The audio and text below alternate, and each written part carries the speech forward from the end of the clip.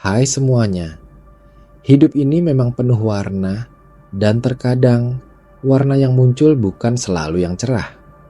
Ada kalanya kita dihadapkan pada situasi di mana orang lain, entah disengaja atau tidak, mengucapkan kata-kata atau melakukan hal-hal yang terasa seperti menjatuhkan kita. Rasanya sakit, kecewa, marah, atau bahkan putus asa. Perasaan-perasaan ini wajar banget muncul, karena pada dasarnya kita semua punya harga diri dan ingin diakui. Namun, yang paling penting bukanlah seberapa sering kita dijatuhkan, melainkan bagaimana kita bangkit dan tetap tegak berdiri. Kunci utamanya adalah tidak membiarkan pendapat orang lain mengontrol emosi kita, karena emosi kita adalah hak prerogatif kita, bukan mereka. Mari kita jujur, siapa sih yang enggak pernah merasa terpuruk karena omongan orang lain? Mungkin ada yang bilang kita nggak cukup pinter, kurang cakap, terlalu kurus, terlalu gemuk, atau bahkan terlalu ambisius. Mungkin ada yang meremehkan impian kita, menertawakan usaha kita, atau bahkan menyebarkan gosip yang nggak benar tentang kita. Reaksi pertama kita biasanya adalah membela diri, melawan, atau bahkan membalas dendam. Tapi, pernahkah kita berhenti sejenak dan bertanya, apakah reaksi-reaksi itu benar-benar efektif? Seringkali justru itu yang membuat kita semakin terpuruk, karena kita jadi terjebak dalam lingkaran setan drama yang nggak ada habisnya. Kita jadi fokus pada apa yang mereka katakan, bukan pada apa yang seharusnya kita lakukan untuk diri kita sendiri.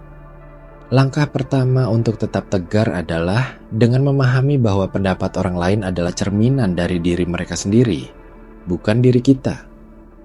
Setiap orang punya latar belakang, pengalaman, dan cara pandang yang berbeda. Apa yang mereka katakan atau lakukan seringkali didasari oleh ketidakamanan mereka sendiri, kecemburuan, atau bahkan ketidaktahuan. Ketika seseorang menjatuhkan kita, mungkin saja mereka merasa terancam dengan potensi kita, atau mungkin mereka sendiri sedang mengalami masa sulit sehingga melampiaskannya pada orang lain. Ini bukan berarti kita harus membenarkan tindakan mereka, tapi dengan memahami alasannya, kita bisa melepaskan beban emosional yang nggak perlu. Kita bisa melihat situasi ini dari sudut pandang yang lebih objektif dan menyadari bahwa ini bukan tentang kita yang kurang, tapi tentang mereka yang bermasalah. Selanjutnya, penting banget untuk membangun benteng pertahanan diri yang kuat dari dalam. Ini bukan berarti kita jadi antisosial atau menutup diri dari kritik. Kritik yang membangun justru bisa jadi pembelajaran berharga. Tapi, benteng ini adalah filter yang memungkinkan kita memilah mana masukan yang perlu didengarkan dan mana yang harus diabaikan. Cara membangun benteng ini adalah dengan mengenali nilai diri sendiri. Apa kekuatan kita? Apa bakat kita? Apa yang membuat kita unik? Semakin kita mengenal dan menghargai diri sendiri, semakin kecil kemungkinan kita terpengaruh oleh omongan negatif orang lain. Ibarat pohon, akar yang kuat akan membuatnya tetap tegak meski badai menerjang. Begitu juga dengan diri kita. Pondasi kepercayaan diri yang kokoh akan membuat kita tetap stabil di tengah guncangan. Salah satu cara efektif untuk menguatkan nilai diri adalah dengan fokus pada tujuan dan pencapaian pribadi. Ketika kita sibuk mengejar impian, mengembangkan diri, dan mencapai hal-hal yang penting bagi kita nggak punya waktu untuk memikirkan omongan negatif orang lain. Setiap langkah maju, sekecil apapun itu, akan menambah keyakinan kita pada diri sendiri. Ini juga membantu kita mengalihkan fokus dari orang lain ke diri sendiri. Daripada memikirkan apa yang mereka pikirkan, lebih baik kita menginvestasikan energi kita untuk hal-hal yang benar-benar bisa membuat kita berkembang. Fokus pada progres, bukan pada perfeksionisme yang enggak ada habisnya dan hanya membuat kita terus membandingkan diri dengan orang lain. Namun, tidak bisa dipungkiri, kadang rasa sakit itu tetap muncul. Saat itulah validasi emosi kita sendiri sangat penting. Jangan pernah meremehkan perasaan kita. Boleh kok merasa sedih, marah, atau kecewa.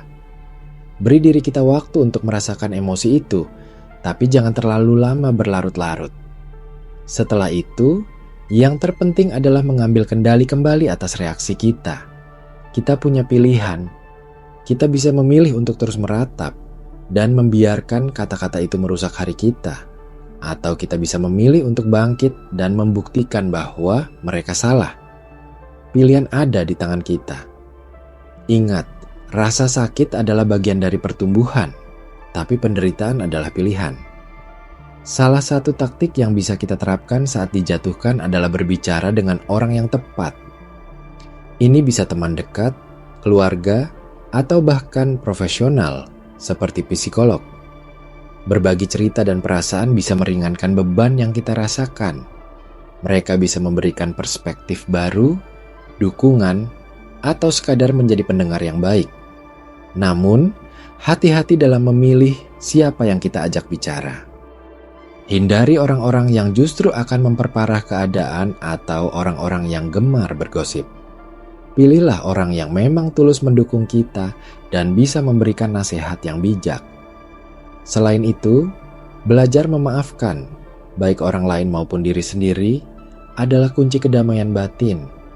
Memaafkan bukan berarti kita melupakan apa yang terjadi atau membenarkan tindakan mereka. Memaafkan berarti melepaskan beban dendam dan kemarahan yang hanya akan merugikan diri kita sendiri. Memaafkan diri sendiri juga penting, terutama jika kita merasa bersalah atau malu atas apa yang terjadi. Semua orang pernah membuat kesalahan, dan yang terpenting adalah belajar darinya dan melangkah maju. Dengan memaafkan, kita memberi ruang bagi diri kita untuk bertumbuh dan melepaskan energi negatif yang mengikat kita. Terakhir, dan ini mungkin yang paling fundamental, adalah praktikan self-care atau merawat diri. Saat kita merasa dijatuhkan, energi kita terkuras habis. Penting untuk mengisi kembali energi itu dengan melakukan hal-hal yang kita sukai, yang membuat kita merasa bahagia dan rileks. Ini bisa berupa hobi, olahraga, meditasi, membaca buku, atau sekadar menghabiskan waktu di alam. Merawat diri bukan berarti egois, justru ini adalah investasi penting untuk kesehatan mental dan fisik kita. Dengan tubuh dan pikiran yang sehat, kita akan lebih siap menghadapi tantangan dan tetap tegar di tengah badai. Ingat, kamu adalah prioritas utamamu. Jaga dirimu baik-baik, karena hanya kamu yang bisa benar-benar mengontrol dirimu sendiri. Setiap kali kamu memilih untuk tidak membiarkan omongan orang lain menjatuhkanmu, kamu sedang melatih kekuatan internalmu. Dan itu adalah salah satu bentuk kekuatan paling sejati yang bisa kamu miliki.